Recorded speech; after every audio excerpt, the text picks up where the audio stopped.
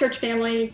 Today I'm going to talk with Gil Sanchez of Casa de la Esperanza in Anahuac, Mexico. He's going to give us an update on Casa and tell us about the children's lives there during these COVID-19 restrictions. Many of us have gotten to visit Casa and fallen in love with Gil and all the children, and we cannot wait to get back there whenever we can. In the conversation, Gil mentions that his wife, Becky, is living in El Paso and can't travel. Becky has a chronic illness and she stays in El Paso to be close to her doctors, and then Gil travels back and forth between the two locations. But Casa is a passion of both of theirs. So we hope you enjoy this conversation and give serious thought to visiting Casa whenever we go back.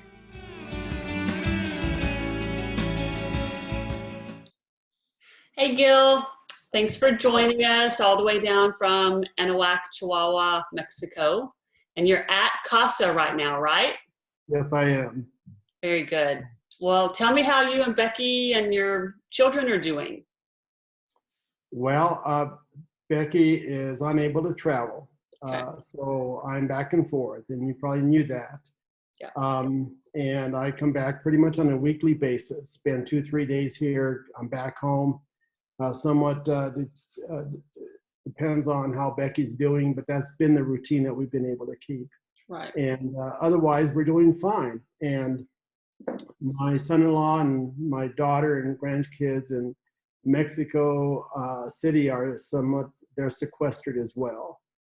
Okay. And so, but there's no sequestering in this situation that we're in with all the kids we have and needing supplies and the limited supplies and empty shelves that we're all dealing with. It's become a 3-day, what used to be a 1-day task of buying up all the food and supplies is now 3.5, 4 days.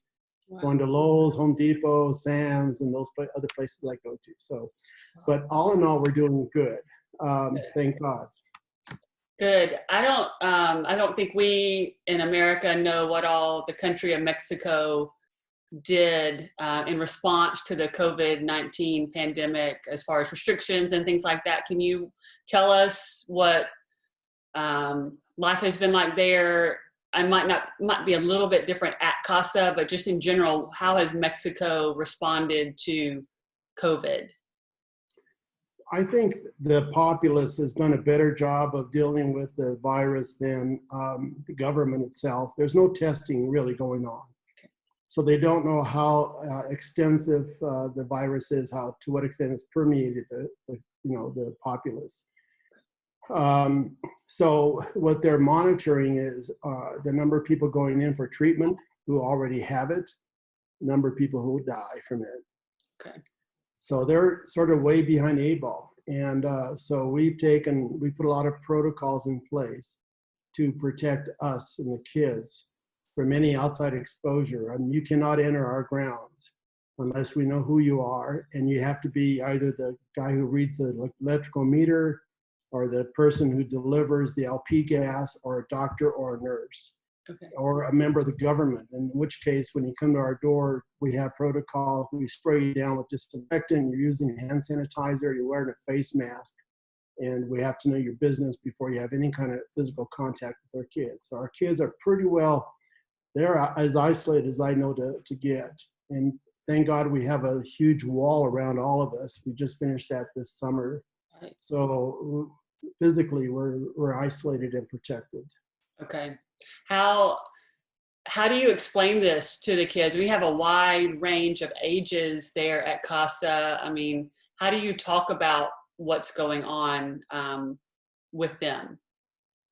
The staff, we all, do our part in communicating the importance, the severity of this.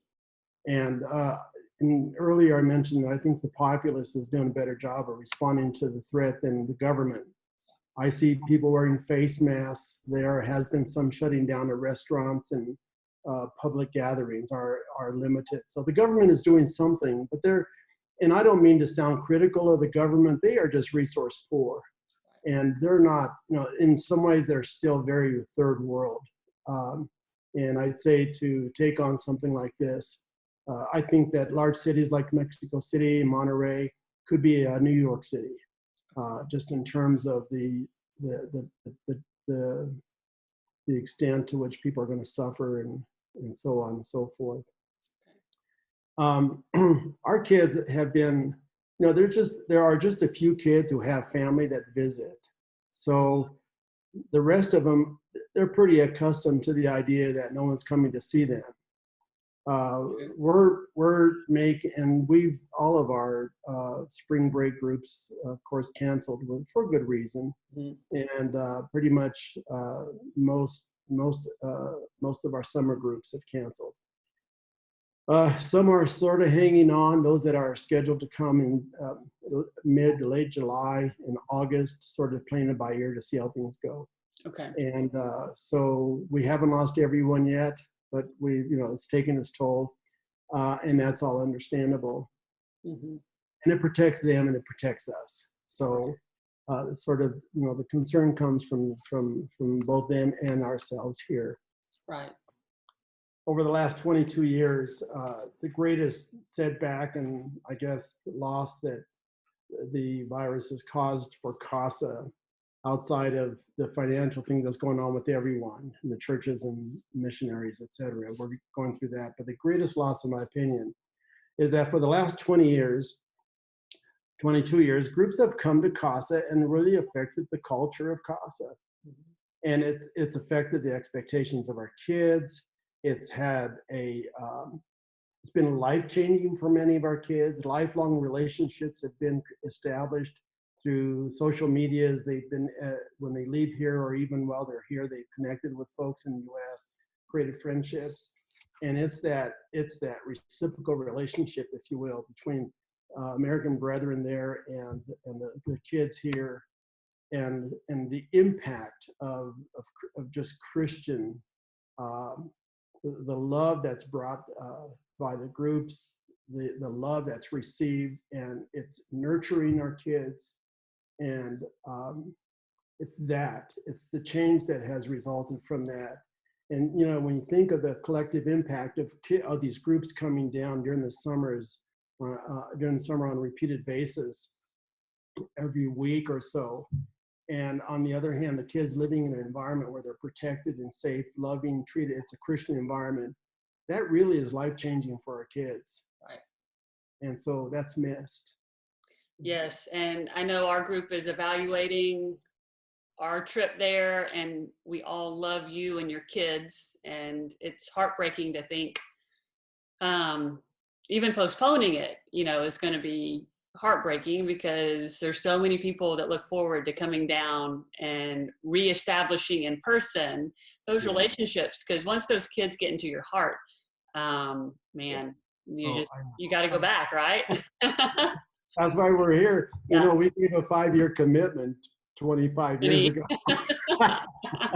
And we got stuck because of that relational stuff. You see these kids, and you can fake love. And when you say, the kids, when that's nurturing, it's healing, it's all the things that God intended love to be. And you just, you don't even want to try to fake it. They'll see it. So you work at loving them sincerely, and you get to the point where they're your children. Yeah. And you can't let them go. Yeah. And I think what a lot of people don't realize is going to happen when we visit Casa is, I think we all think about loving on the kids and how that's good for the kids. But as you say, it's reciprocal. The amount of feedback and love and just reinforcement that anyone who visits receives is life-changing, life-affirming. And so it's definitely a two-way street, and definitely reciprocal. And we're so happy you welcome us down there. I know your summer plans are going to be different, or you're not going to have as many people coming in, groups, but do you have some future plans that you're trying to work out with Casa summer and beyond? Sure. We're still working on some things, like we had the ball rolling on establishing a Christian school, getting licensed to do that. So we're working on that. As soon as the attorneys can get back to their office, they'll continue. We're doing a program for our kids, because teachers can't come on campus. So, and our internet is pretty bad. So we're doing tutoring every day Just left that just a few minutes before this began. We're doing activities much like when the group is here. We're doing more cookouts, more. We had the Day of the Child, the last day of May. I mean, yes, and March. Excuse me, last day of March. It's a long year already. Yeah, we were exhausted at the end of the day. We did this Olympic thing with the kids. We did piñata. We did. I was just writing this up for our newsletter, our mission report, which I'll be sending out here shortly. Wonderful. We did a cake. We did gifts. We did fun things. And at the end of the day, we were all exhausted, but we just looked at each other and says, "It was a great day." That's wonderful. I can't wait to read about it. So we're doing that over the course of the summer, just to sort of distract from the idea that groups aren't coming. So we'll step up with that. Yeah. Okay. Well, again, this is a Christian organization, a Christian mission group that's founded in prayer. We know you look to God for, guidance and strength. And I know you've been bathing this situation in prayer. Can you tell us how God has answered some of your prayers, and then also what we can do to partner with you in prayer? Well, God, He more than answers. He puts words in our mouth that we don't know to say. The Holy Spirit intervenes, and God reads into us through His love, and He just does things.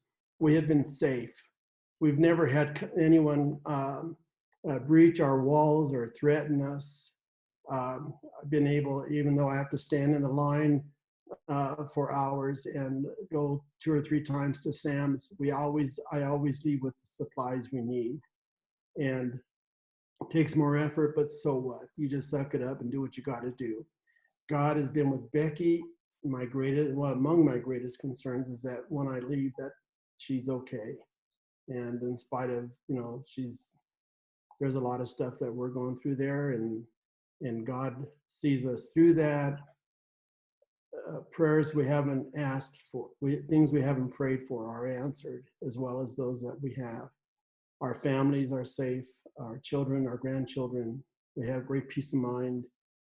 He's taking care of Casa and the children. There's great love here.